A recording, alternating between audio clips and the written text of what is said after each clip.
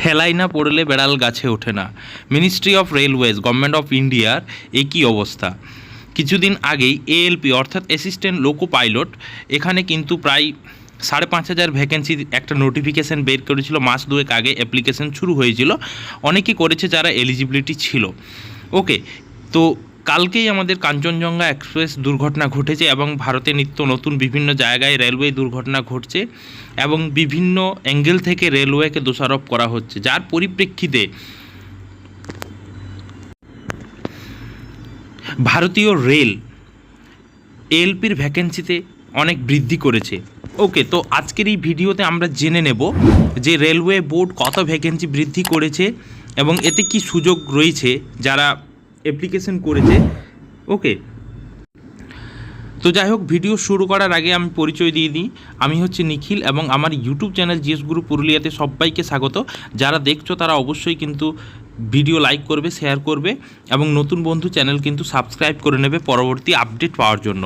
তো দেখো, আজকে এই নোটিফিকেশান দিয়ে জানিয়েছে, অর্থাৎ 18/6/2024 একটা নোটিফিকেশান দিয়ে জানিয়েছে মিনিস্ট্রি অফ রেলওয়ে যে এখানে কিন্তু এনহান্সমেন্ট অফ ভ্যাকেন্সিজ অফ এএলপিজ, ঠিক আছে, যেটা 1/2024 একটা নোটিফিকেশান জারি হয়েছিল, যেখানে demand and receive from zonal railways.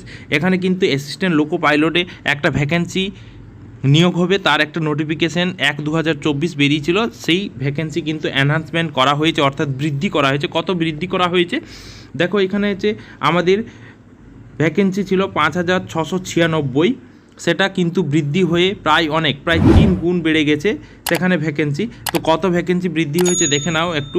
দেখো, এখানে হচ্ছে সেন্ট্রাল রেলওয়ে, এখানে ভ্যাকেন্সি ছিল 535টি, তাতে কিন্তু ভ্যাকেন্সি আরও বৃদ্ধি হয়েছে 1783টি।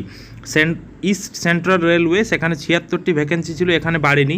ইস্ট কোস্ট রেলওয়ে, এখানে 479টি, এখানে হয়েছে 1595টি। ইস্টার্ন রেলওয়ে, এখানে 415টি, হয়েছে 1382টি। নর্থ সেন্ট্রাল রেলওয়ে 241টি ছিল, হয়ে যাবে 802টি। নর্থ ইস্টার্ন রেলওয়ে 43টি, 143টি। নর্থ ইস্ট ফ্রন্টিয়ার রেলওয়ে 129টি ছিল, সেটা হয়ে যাবে 428টি। নর্দার্ন রেলওয়েতে 150টি থেকে 499টি। তারপর দেখো, এখানে হচ্ছে নর্থ ইস্ট রেলওয়ে, কী হচ্ছে নর্থ ওয়েস্টার্ন রেলওয়ে 228টি, সেটা হয়ে যাবে 761টি। সাউথ সেন্ট্রাল রেলওয়ে 585, সেখানে হয়েছে 1949। সাউথ ইস্ট সেন্ট্রাল রেলওয়ে, এখানে 1192, হয়ে যাবে প্রায় 4000 মতো। সাউথ ইস্টার্ন রেলওয়ে ছিল 300টা, হয়ে যাবে 1001টা।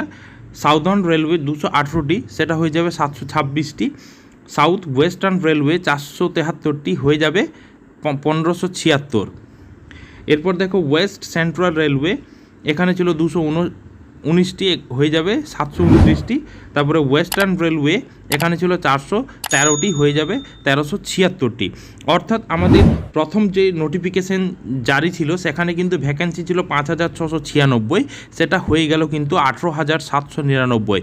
অর্থাৎ যারা অ্যাসিস্ট্যান্ট লোকো পাইলটের জন্য অ্যাপ্লাই করেছো তাদের জন্য সত্যি এটা সুবর্ণ সুযোগ এবং তোমাদের কিন্তু অনেক চাকরির পসিবিলিটি রয়েছে। তো আজ থেকেই তোমরা কিন্তু আরও জোরদার পড়াশোনা শুরু করে দাও এবং তোমরা জেনে রাখবে এটা কিন্তু খুব তাড়াতাড়ি পরীক্ষা হবে এবং তোমরা কিন্তু হাতে অ্যাপয়েন্টমেন্ট লেটার পেয়ে যাবে উইদিন 2024, অর্থাৎ 2024 সালের মধ্যে তোমরা কিন্তু সরকারি চাকরি অর্থাৎ অ্যাসিস্ট্যান্ট লোকো পাইলট হয়ে যাবে। তো যাই হোক, best of luck.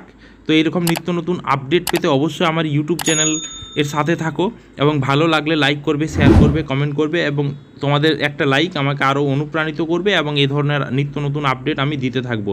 Thank you.